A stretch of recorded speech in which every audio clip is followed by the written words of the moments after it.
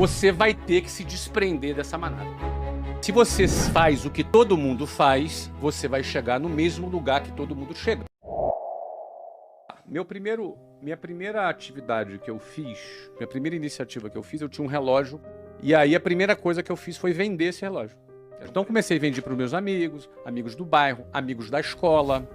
Daqui a pouco eu comecei a vender para vizinho do amigo. E o negócio começou a rodar.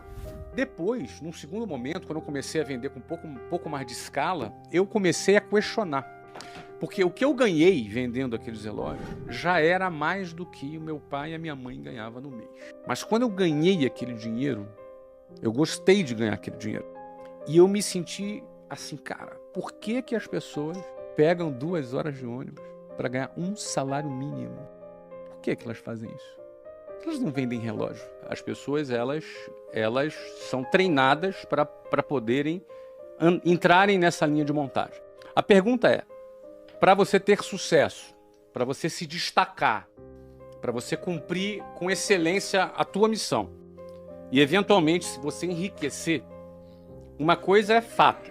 Se alguém pergunta assim, olha, existe fórmula para o sucesso? Eu não acredito em fórmula para o sucesso, mas existe fórmula para a mediocridade, que é seguir a linha de montagem.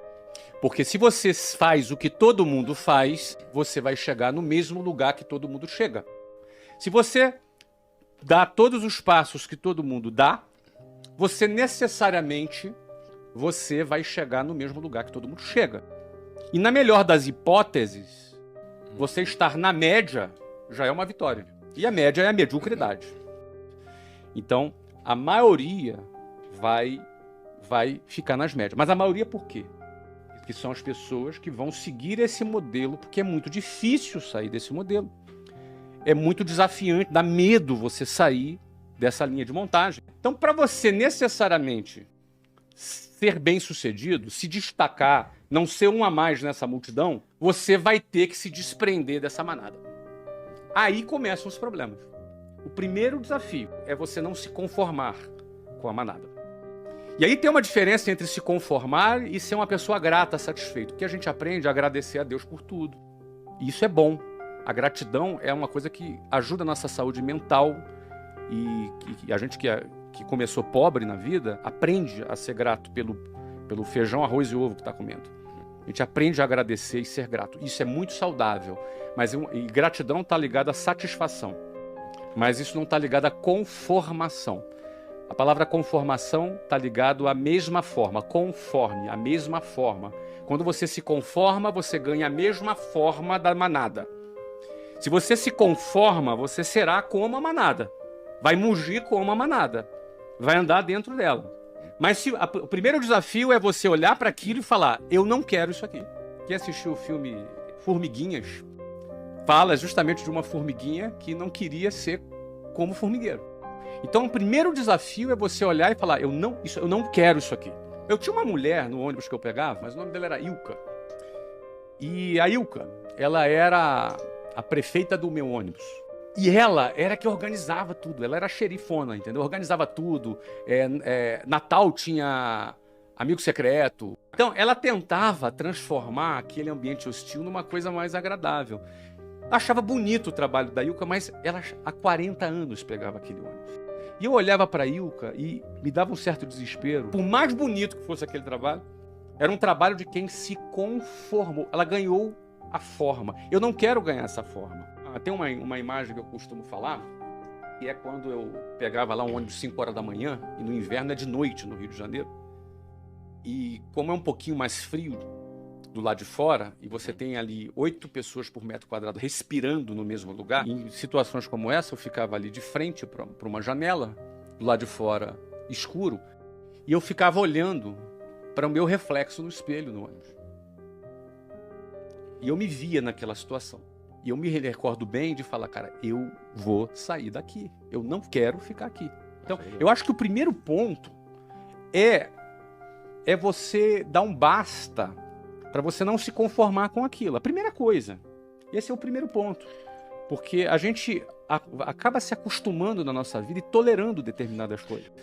Eu acredito que todos são capazes. Eu acredito que a inteligência, o cérebro humano, ele é muito capaz, só que ele é condicionável, como tudo na nossa vida. Mas era o meu caso. Eu tinha uma visão limitada, eu também tinha uma visão limitada. Mas o fato era o seguinte, eu olhava, analisava aquilo, a conta para mim não fechava. Eu fazia uma conta na minha cabeça. Eu pensava assim, cara, daqui a 30 anos eu vou estar aqui como essas pessoas que estão aqui. Só que eu não quero. Então, assim, quando você começa a questionar, o teu cérebro começa a pensar, cara, o que eu vou fazer para sair daqui? Eu não tinha as respostas ainda. Não necessariamente a pessoa sabe o que vai fazer. Não é fácil. E alguém pode dizer, é fácil esse cara fazer. Ele falar isso, ele é rico. Então, hoje é mais fácil falar, mas eu estive naquela situação dentro do ônibus que a gente está falando aqui. Então, penso que primeiro é questionar. O primeiro questionamento, eu não vou sair daqui. Não tem solução isso aqui. Daqui a 30 anos eu vou estar aqui. É isso que eu quero para minha vida? Não.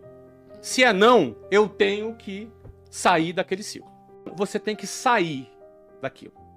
Porque a decisão de sair da manada, os primeiros metros longe da manada, a manada te vê saindo dela.